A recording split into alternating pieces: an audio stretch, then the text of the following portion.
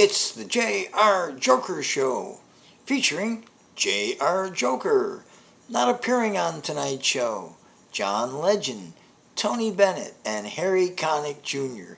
And now, here's the main performer of the J.R. Joker Show, a man who needs an introduction, J.R. Joker. Hello, gang. Hope you're enjoying the lockdown. I'm in month 10? 10. Month 10. In 10 days it'll be 10 full months that I'm locked in. Originally the office told me to go home, work from home, and I did. And then 2 months the office called me and said the government budgets, I work for the government budgets have been slashed. Goodbye. Yes, it's tough. It's no joke. I mean, 100 years from now, they'll be talking about it like we're talking about the plague from 1,000 years ago, and so we'll definitely be talking about this, not me personally, 100 years from now, sure, absolutely, our great-grandchildren will be talking about it. And my grandpa told me that he didn't leave his house for a year. Hey, but my wife is terrified of meeting anybody, but I mean, anyway, so there's no punchlines here with the pandemic.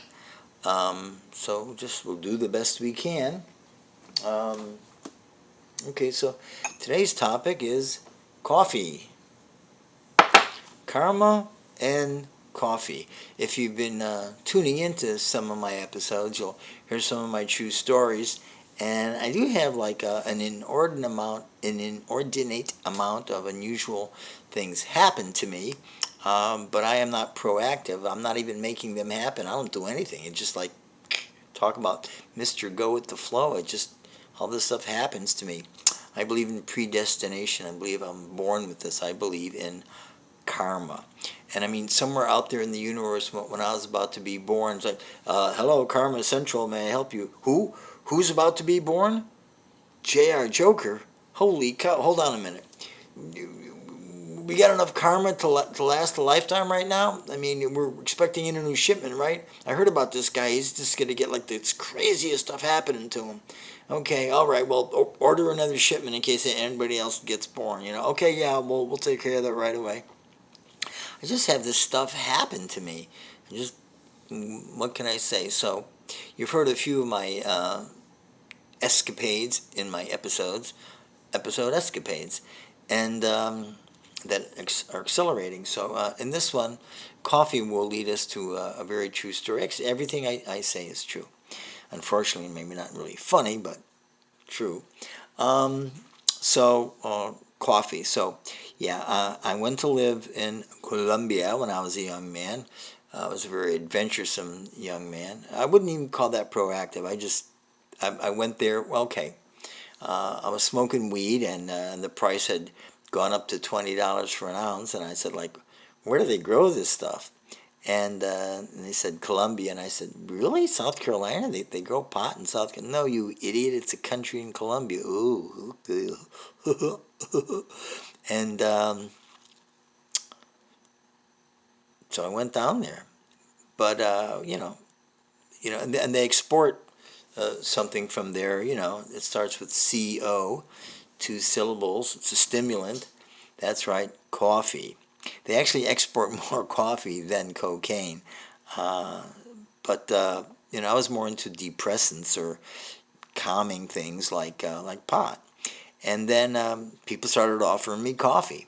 I never drank coffee until I went to Colombia. But I mean, everybody offers it to you. How many times can you say, no, gracias, or gracias, no? Sometimes they speak backwards down there. Casa Blanca, house, White House. So eventually I didn't want to be rude. I mean, sometimes poor people, you're in the countryside, these people live in a shack, and what do they get to offer you? Champagne? Oh, this is an interesting vintage, try this. No, I mean, this is it, man. This is, everyone's got coffee down there, so they offered me coffee, and eventually, oh, sí, gracias, que rico, delicioso. But I had this friend, I lived in Bogota, the capital city, for a long time as a school teacher, and my roommate, this guy Bob from England, he drank tea. He's probably the only guy in the whole darn country that drank tea in Colombia instead of coffee. We'd go to restaurants, and the waitress would say, like, ¿Qué deseas? Now, what do you desire? What do you want? And I just, whatever. I said whatever's on the menu, easiest thing to say, café con leche, coffee with milk. And so the waitress would turn to Bob and say, ¿Qué deseas? And he kept forgetting that tea is te. The letter T is te. The drink tea is te. And so the waitress would say, ¿Qué deseas? And he'd say tea. It's like, well, I think guys do try to pick up waitresses like that, even in English. What would you like? And, say, you. He'd get slapped in the face quite a lot. But I mean, I think it was, this Benny Hill thing, where you say tea. Oh, I meant te. And, but sometimes actually he'd score that way. But I mean, like, when the order went in for tea, when the waitress took it back into the kitchen, I think they would panic all the time, like, tea, we don't have no tea? Where are we going to get the tea? Oh, I loaned the tea bag to Cafe Real down the road. Somebody go hop on the scooter, go get the tea bag and bring it back. We only got one tea bag on the whole city. What are we going to do? So, and so he'd eventually get his tea, and I always got my coffee. But unless I'm mistaken, he's probably still drinking tea to this day, and I hear from him once in a while.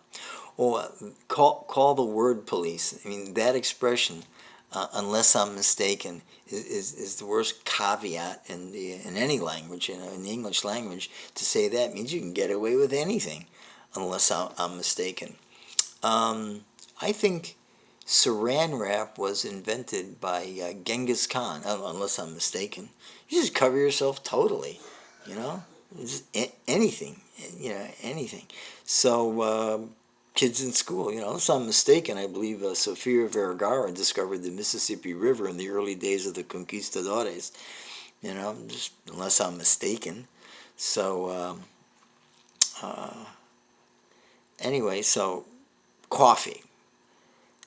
My main coffee doesn't even take place in Colombia. After hanging around many years drinking a lot of coffee, oh yeah, by the way, it was a stimulant. I was talking about it being a stimulant, and I would smoke pot and calm down. So, I'd smoke some pot and mellow out, and then I'd drink some coffee so I could wake up and do my job as a school teacher.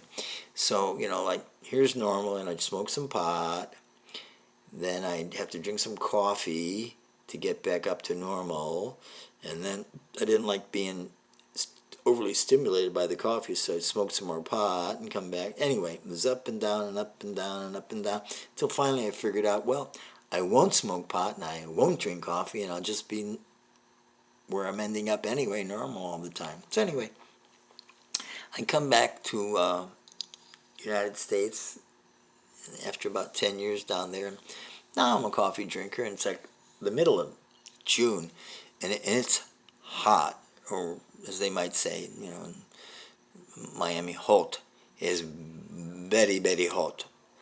And coffee had made Miami until they introduced cafecito, which is like these little tiny sugars of really sweet coffee, and it's got more sugar than coffee in it, and just really sweet, but it's a real jolt of caffeine too, so between the sugar and the coffee, just everyone's buzzing all the time. So until they introduce that, they're probably sitting around oh, it's very, very hot, I don't know what to do, I can go and do the work, it's very, very hot. And then finally some guy said, hey, have some cafecito. All right, I tried the coffeecito, okay. Hey, let's open a bank. Let's build some condominiums. Let's get busy. and that just like made the city. So anyway, I stroll into town, and I'm on Calle Ocho for people who are looking at this in other continents. Calle Ocho is 8th Street. It's the like main drag. It's this one-way street, Southwest 8th Street, Calle Ocho, which is like all Cuban businesses. I mean, it's the original, like what they call a Pequeña Havana, Little Havana. And so like it's just coffee, coffee, coffee. You can't find an American newspaper. I mean, an English language newspaper or anything like that. And I'm not bigoted against immigrants, not at all. I am an immigrant. I'm from a small island off the coast of the main continent of North America. I'm from Brooklyn, and my wife is an immigrant. She's from Colombia. So I mean, I'm not xenophobic. Y'all come, y'all come. My great grandfather moved here in the 19th century, and even all the xenophobes. And basically, unless Geronimo is your grandpa, you're immigrant stock. So, I mean, Miami itself, look what it stands for. M-I-A-M-I. Many immigrants and more immigrants. Miami. Okay, so I'm on Southwest 8th Street, Calle Ocho, Little Havana, and it's hot, and I'm wanting some coffee, but it's hot again. Did I mention it's hot? So I figured iced coffee. Yeah, an iced coffee would go down just fine right now. So I stroll into the closest place, which basically in Calle Ocho or almost any place in Miami can be anywhere. You can get coffee. You can just wander into a notary public's office, a dentist's office, an architect's office, and score some coffee. Hey, you got any coffee? Yeah. They all have little coffee making machines. No, actually, they're not that little. They're actually pretty darn size of a Buick. Some of them actually make a lot of coffee. And but I happen to be in an actual real cafeteria, which is what they call them, but they're not like our word for cafeteria, where you can get like, mashed potatoes and roast beef and all that crap. So, and I order un café helado, por favor. I'm trying my Spanish. I mean, I have kind of learned to speak Spanish. I'm sure I have a gringo accent, but not so bad as some gringos I've heard. It's like more or less, más o menos. Un café helado, por favor. And the girl says, ¿Qué? ¿Cómo? What? Huh? And I thought, God, is it my accent? So I'll try a little slower, a little more distinctly. The thing about Spanish is you have to really open your mouth. Americans barely move their mouths when they talk. So if you're going to speak Spanish, si va a hablar el español, tiene que abrir la boca. And so I opened my boca, my mouth a little more. Said, un café helado, por favor. Un café con hielo, por favor. A nice coffee, a coffee with ice. ¿Qué quieres? What do you want? Apparently, she, or this whole area, hadn't glommed onto iced coffee. They actually didn't know iced coffee, which, I mean, coffee is their whole life, You'd think they would know every single way you could consume coffee, Well, actually, I'm surprised they don't have coffee popsicles. They have coffee-flavored ice cream, for God's sake. Anyway, so, I'm going to explain it to her. It says, café con hielo para refrescarse, coffee with ice, like iced tea to refresh yourself. So not like a small crowd is building around me here. I mean, it's like nothing much happens around here. Senora Lopez had twins like 3 months ago. They're still talking about that, But now here's this gringo who wants ice in his coffee. Oiga, mire, ese gringo quiere hielo con su café. And they're talking about it, I'm like peeping in the window, in the doorway, So I'm going to walk her through it. ¿Tiene un vaso, señorita? Do you have a cup, miss? Oh, sí, claro, tenemos copas aquí. Okay, great. She's all happy to have cups, Okay, ahora, si fuera tan amable, if you would be so kind, llenar el vaso con hielo. ¿Tiene hielo? ¿Cubitos de hielo? Do you have ice? Oh, sure we have ice. Sí, para tomar con Coca-Cola. Okay, but yo no quiero Coca-Cola. I don't want any Coca-Cola. I want coffee. So, llena el vaso con los cubitos de hielo. Fill the glass with the cubes of ice, with the ice cubes. And now they're just like, they can't believe it. All these people in the door and the window and next to me, they're looking at this. Wow, this is amazing.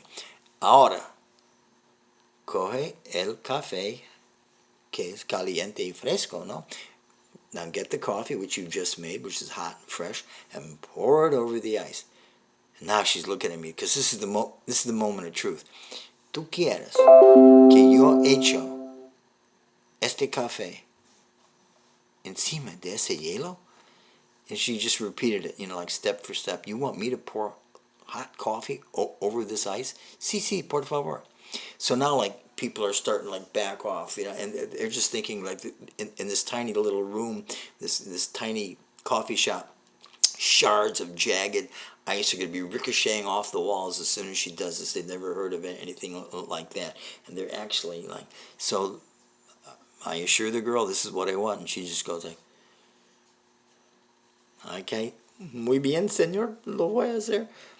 And she pours the coffee over the ice. There's no ricocheting shards of fragmented ice or anything like that. I just take and go. She charges me, pay whatever I want. No. Muchas gracias. Hasta luego. Que esté bien. Thank you very much. You stay safe. And I leave, and all the gringo, I'm the only gringo, all the people there, are looking at each other. Yo trato uno de esos. I'll try one of these. Next day they put it on the menu. And they didn't even give me credit. So anyone that drinks iced tea in Little Havana or maybe Miami, you know who to thank. Now I understand Sofia Vergara, we mentioned it earlier. This is like one of her favorite things, iced coffee. She's never even thanked me.